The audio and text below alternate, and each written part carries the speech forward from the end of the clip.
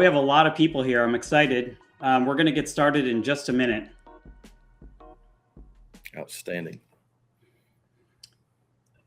Good morning, good afternoon, everybody. Welcome to Hive Pro on LinkedIn Live. This is the first of one of our weekly sessions here on LinkedIn. And if you haven't experienced this before, it's actually a new format for LinkedIn and obviously new for us, but we're excited to be here. If you aren't familiar with who Hive Pro is, first of all, I'd love to say we're one of the only private companies in the Gartner Magic Quadrant. And what is our mission? We're here and we're really passionate about reducing cyber risk. And we do that by minimizing your threat exposure. We help you focus and become more productive as a security team. We reduce noise and we help you focus on the top 5% of the vulnerabilities that are affecting you right now. Just to introduce myself, I'm Dan Schoenbaum. I'm our Chief Marketing Officer, and I'm joined by Critt who is our threat exposure evangelist. Say hello, Critt. Hello, everybody. Glad to be here with you today, Dan. So our format is really simple. We're not here to sell, do a product pitch, or try to focus on selling the product. We just want to do a live demo, answer any questions you have, and this is all in real time. So if you're ready, we're ready. Let's get started. So real world event earlier this week. Critt and I were joined by over 50 CISOs and security leaders. Some of them actually had governance and risk in their title. We've been doing these dinners, and they're great ways for us to interact with security practitioners. A lot of the people who attend these events come because they're looking for kind of the next thing, or how to be more productive, more effective in the age of AI. And a lot of the people in the room are using Tenable, they're using Qualys, they're using Rapid7 to scan for vulnerabilities. There's nothing wrong with those solutions, but they generate a lot of information, a lot of noise, and they create a lot of work. And somebody in the room asked us to explain the difference between a CVSS score and an exposure.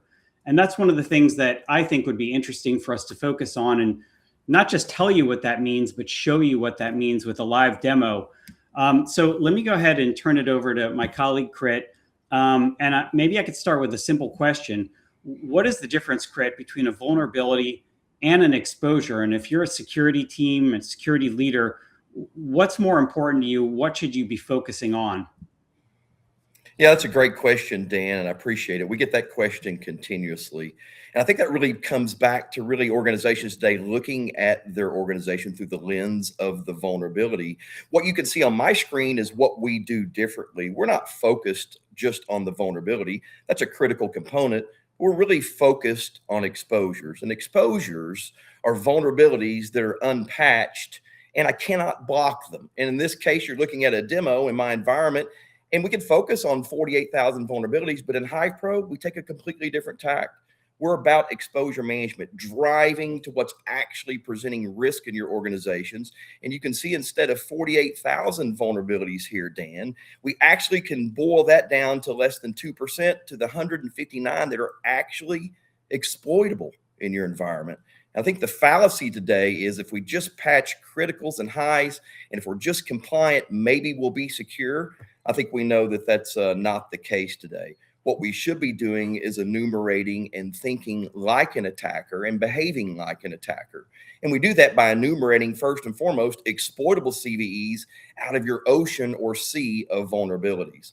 A vulnerability is simply a vulnerability. And I like to ask people, is a vulnerability truly a vulnerability if it's not exploitable?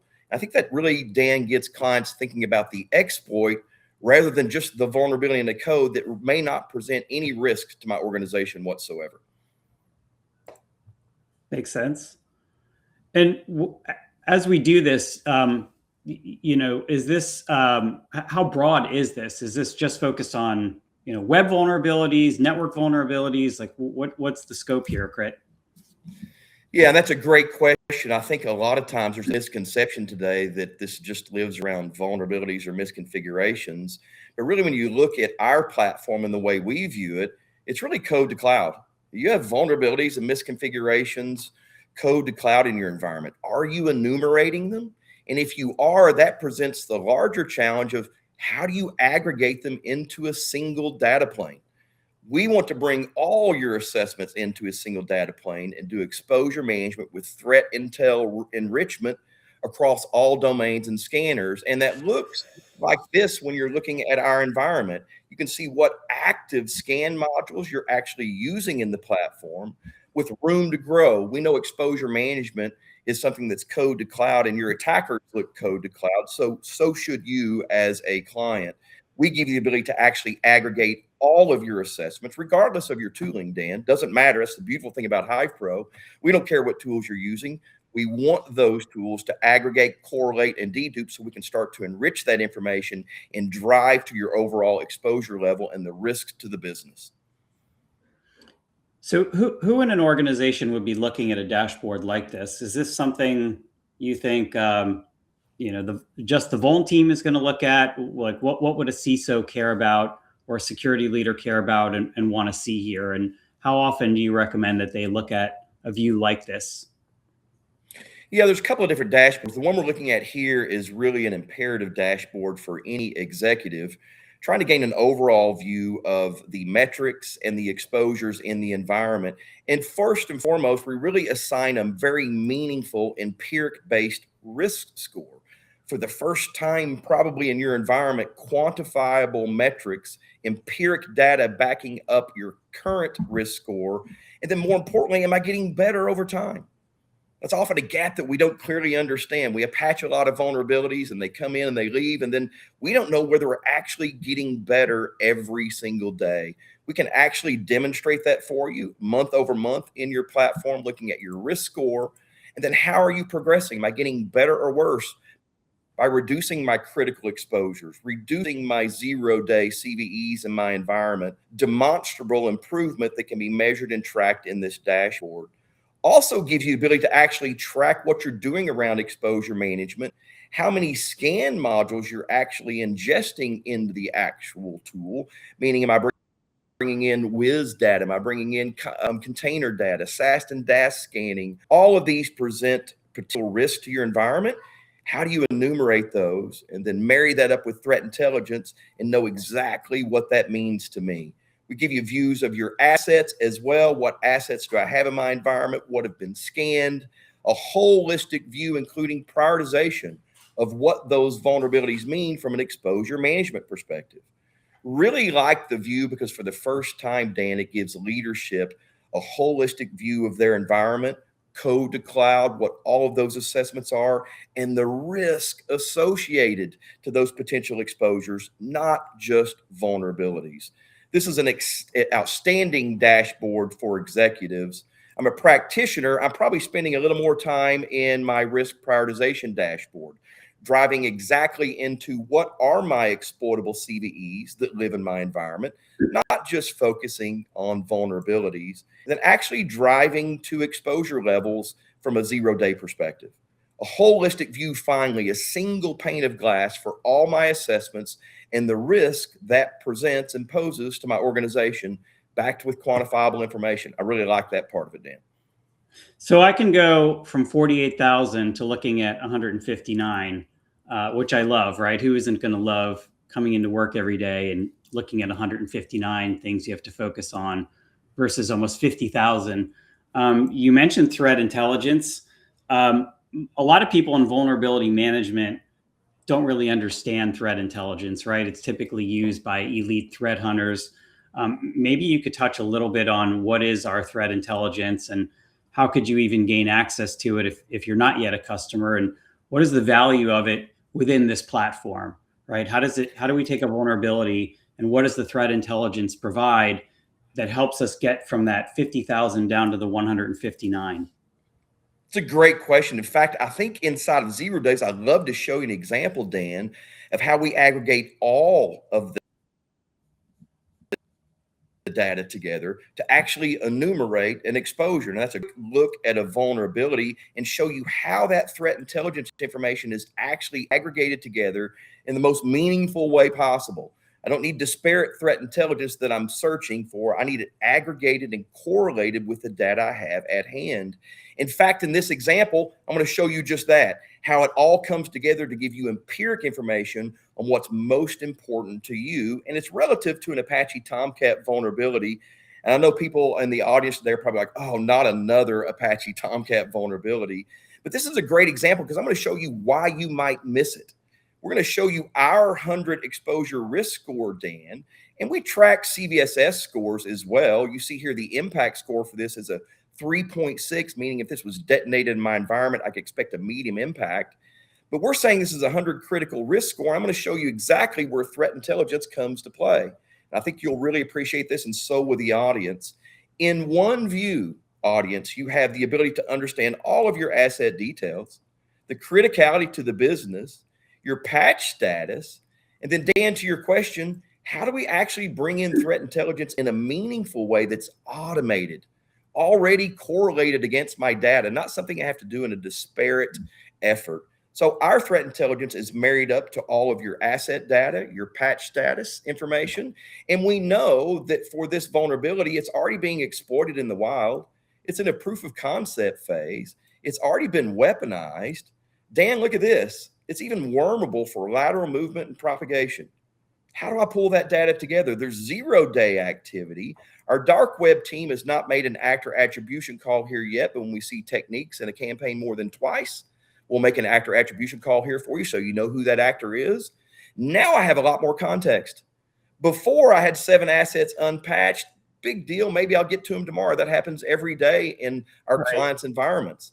But the enhanced content, Dan, is what really sets us apart. Knowing what's actually happening in the wild, what's being weaponized, and what risk this presents to my organization leads us to one simple question. If I'm unpatched on critical assets, right, and we know the bad guys exploiting in the wild, what's the last option I have available to me? It's very simple. Do my compensating controls work? We are a validation tool. I have validations built into my library. We ran a validation in this particular case. Imagine having all of this at your fingertips. One platform that tells you your asset details, your patch status, what the bad guy's doing in the wild, and the ability, Dan, to challenge your compensating controls with simulations and know whether they're actually blocking these exploits and I'm just vulnerable, or whether I'm missing these exploits and guess what? I have a true exposure. Threat intelligence is a critical component of aggregating data together and holistically understanding, is this a true risk to my environment relative to an exposure, or am I just vulnerable? I think that's a critical difference that clients can see in an outstanding way to use threat intelligence in an automated fashion. That's great. We're almost out of time, and I'd love to keep going, but the format here is designed to be short and quick, and these are going to be frequent. We actually didn't think that we were going to talk much about threat intelligence today, but it's more relevant than ever. Later today, we're actually going to be releasing a whole dossier on the current cyber threat that's coming out of Iran and the Middle East. We have thousands and thousands of briefs on our website that are free. They're publicly available. And what you saw here from Critt is that you don't need to be an expert in threat intelligence. We bring that information in and automatically correlate it and show you which of your vulnerabilities are likely to be attacked based on not only your architecture and what's exposed, but also what's currently being attacked. So later today on LinkedIn, you'll see that new threat dossier coming out from our team. And there's a lot of information on our website that you can either sign up for a digest, as you can see the link on the screen, or read it and consume it on the website. And of course, if you're a customer, all of that information is available inside of the product. So Critt, thanks for doing this today. And thank you all for joining. We have a really large audience, and which is great to see considering this is the first time we've ever done this. If you're here, I'm betting that you also have a lot of vulnerabilities. And if you want to understand how to prioritize them and understand your own exposure, the good news is we can do that in less than an hour for you. All you need to do is share your vulnerability data, and we can help you focus and prioritize without any obligation whatsoever. It's something that we like to do just to help educate people on what threat exposure management is from Hive Pro. If you'd like to learn more, go to our website. You could sign up for a demo or a free risk assessment.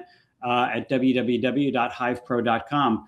Critt, this has been fun. I'm looking forward to doing more of these, and thank you so much for joining today. Thanks, everybody. Appreciate it. Thanks, Dan. Yeah, thank you. And if you want to sign up for the next one, the QR code is in the upper left-hand corner. Thanks for joining today. Thanks, everybody.